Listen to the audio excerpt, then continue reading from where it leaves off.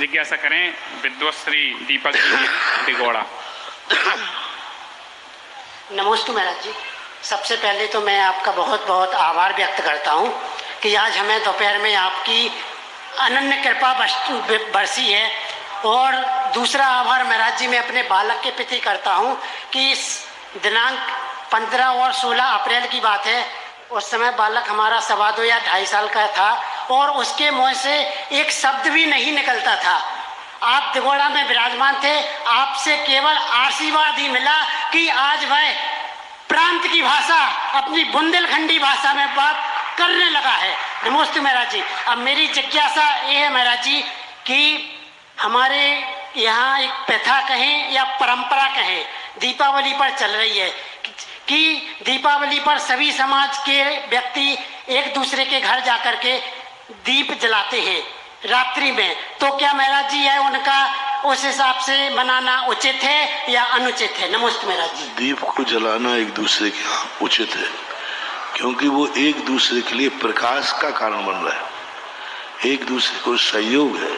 हमारे जैसनाचार्य ने धर्म रत्नाकर में कहा कि ऐसी रूढ़ी परंपरा लोक परंपरा है जो धर्म से बाधित ना हो उसका निषेध नहीं करना चाहिए। एक दूसरे घर में दीप जलाने से धर्म तो कोई बाधित हो नहीं रहा। रात्रि में रात्रि, हाँ, रात्रि के संबंध में वो बात अलग है। तो हमारे यहाँ सब कुछ दीपावली में दिन में ही होता है।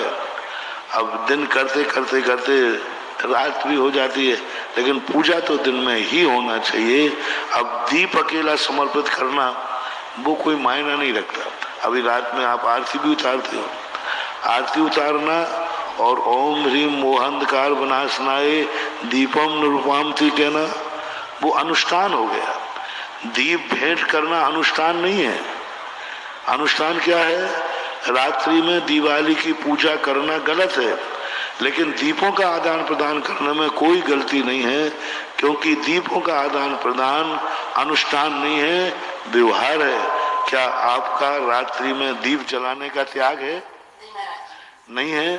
तो दीपों के आदान प्रदान करने में कोई बाधा नहीं, लेकिन पूजा करना अनुष्ठान है। अनुष्ठान रात में नहीं होना चाहिए। दीप का रात्रि में निषेध नहीं है। और अब मंगल दीप को से